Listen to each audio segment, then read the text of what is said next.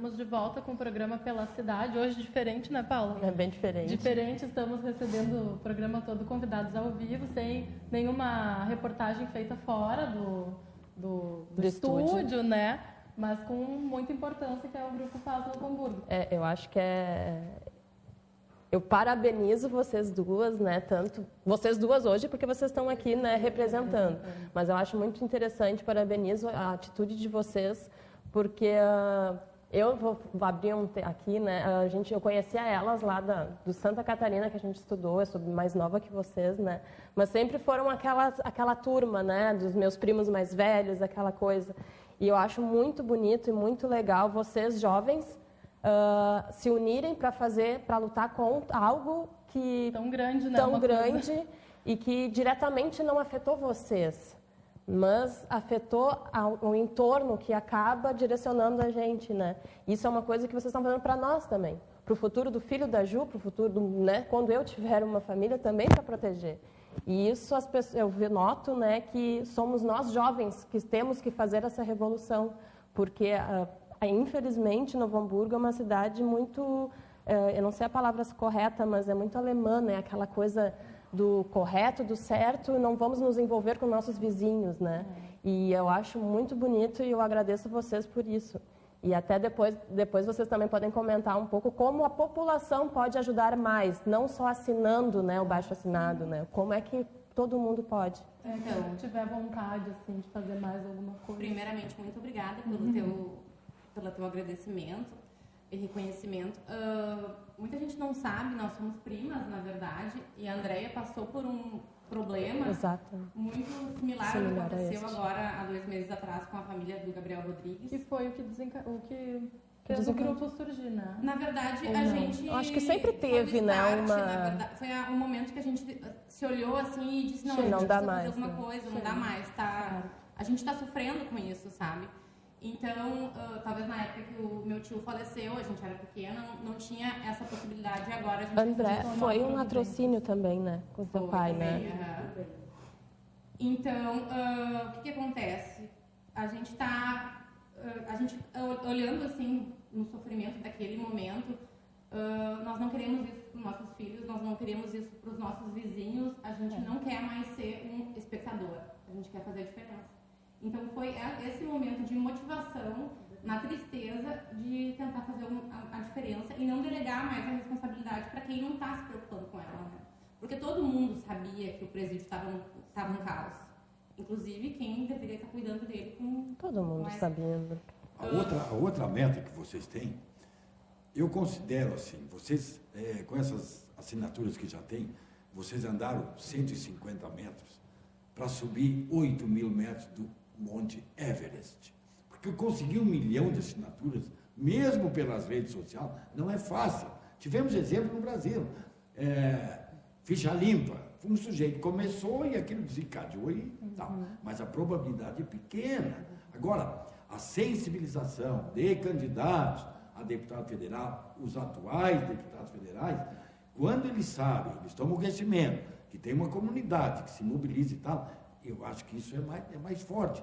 Nesse sentido, o que vocês pretendem fazer para que os deputados saibam, os atuais e os que vão concorrer, qual é a meta de vocês para que eles poupem a busca de 1 milhão de assinaturas? Porque eles podem poupar esse trabalho todo. É verdade. Então, eu vou passar para a Andréia. No dia 25 de agosto, nós teremos uma reunião na ginástica com os candidatos, mas ela vai explicar um pouquinho melhor sobre essas questões.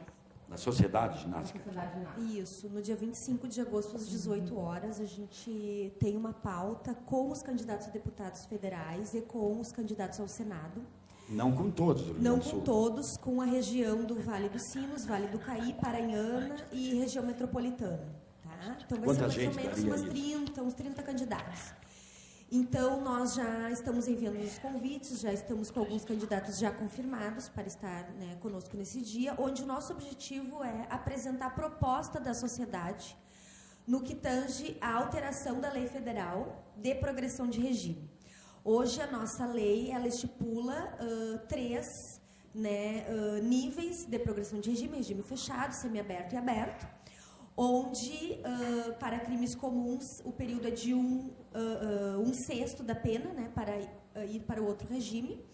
E a nossa proposta é de que o preso fique mais tempo no regime fechado e depois ele passe para o livramento condicional, que o próprio nome já diz, é um livramento com algumas condições. Caso ele não cumpra aquelas condições, ele volta e responde toda a pena no regime fechado. Mais livre. O condicional é o cara vai viver a vida normal fora. Não vai ficar preso em lugar nenhum. Não fica preso em lugar nenhum, mas ele vai ter umas condições. Ele terá que ter um bom comportamento. Ele vai ter que ter um bom comportamento, ele vai ter que ter uma fiscalização de uma pessoa que possa acompanhar um agente fiscalizador, né, que vai verificar se realmente ele está cumprindo com aquelas condições.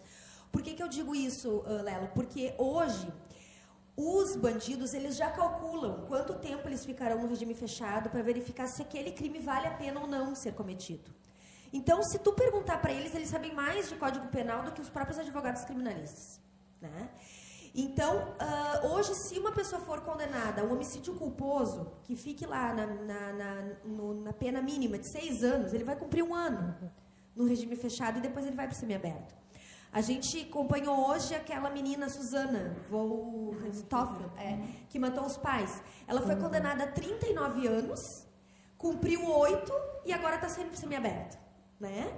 Então, a nossa proposta é que o preso de crime comum e primário, ele fique 2/3 no regime fechado e depois ele passa para o livramento. Agora eu te pergunto, e a pensão alimentícia?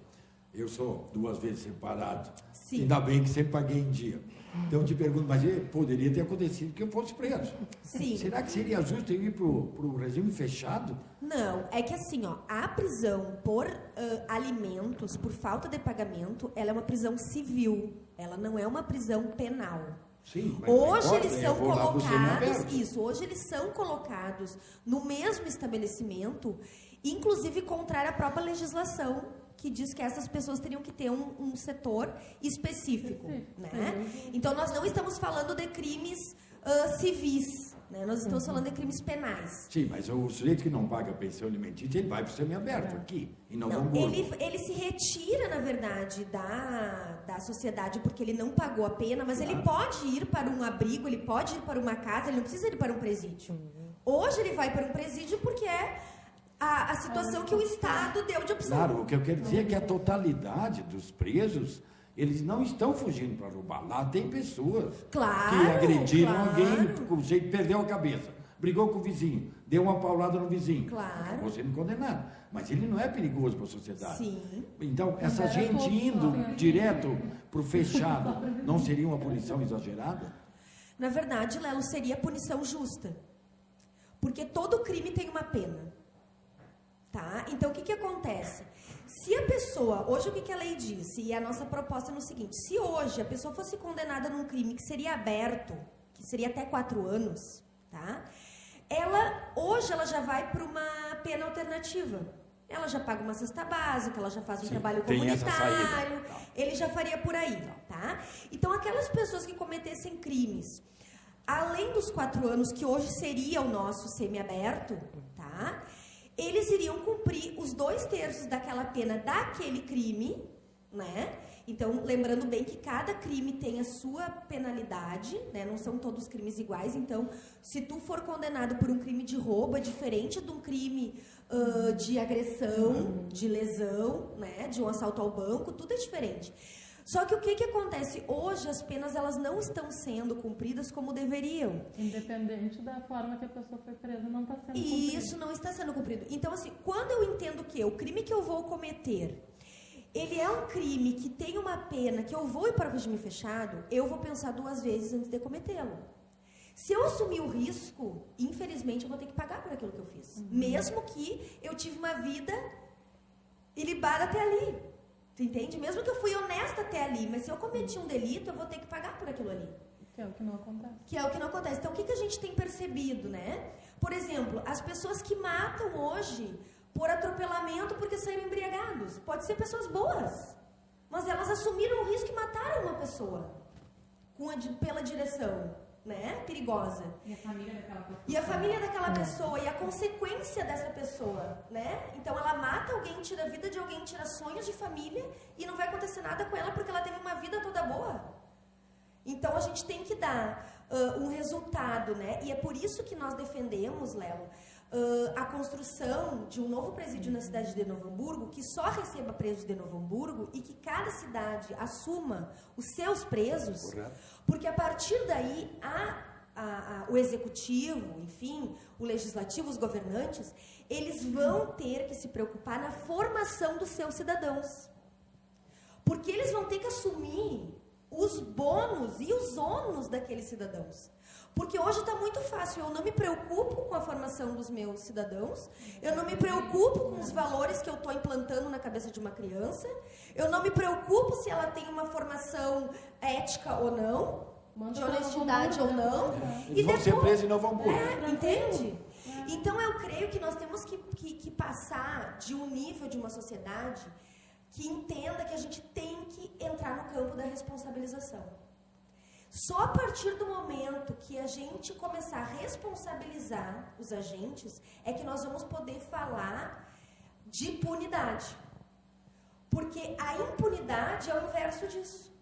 A impunidade é tu não dar à pessoa aquilo que ela merece pelo fato que ela fez. Os marginais não têm mais medo de presídio, eles não têm mais medo. Eles perderam o respeito e o medo. Inclusive, o presídio é o escritório deles, né? Enquanto a gente está olhando novela à noite, eles estão reunidos para saber o que eles vão fazer no dia seguinte. E com telefone e todo um aparato tecnológico à disposição. Muito mais, exatamente. Fazendo um churrasco muitas Às vezes. vezes muito mais equipados do que as empresas, né? Do que várias pessoas que são vítimas deles no... Se eles usassem essa inteligência para algo bom, né? Aline, eu queria te pedir, então, a gente tem que encerrar o programa. Nosso assunto é muito bom, né? Teria horas de conversa. Nós estamos com o tempo esgotado. Eu queria te pedir, quem quiser entrar em contato com o grupo... Pode usar a página do Facebook, que é hashtag Paz Novo Hamburgo. O contato com nós duas, né? A gente também está sempre envolvida nisso. E é isso aí, né? Obrigada, gurias. A gente que agradece, né? A gente só gostaria de dizer que as pessoas podem acompanhar ali as ações. A gente sempre divulga, a gente sempre pede voluntários para participar das mobilizações. Então, todo mundo é bem-vindo. Está na hora da gente, né, botar a cara, como disse o Lelo no início, né? Realizar, envolver-se, né? Esse é o termo do momento, é envolver-se. E vocês vão sofrer aquilo. Eles estão pensando em se candidatar. Isso aí, Lelo!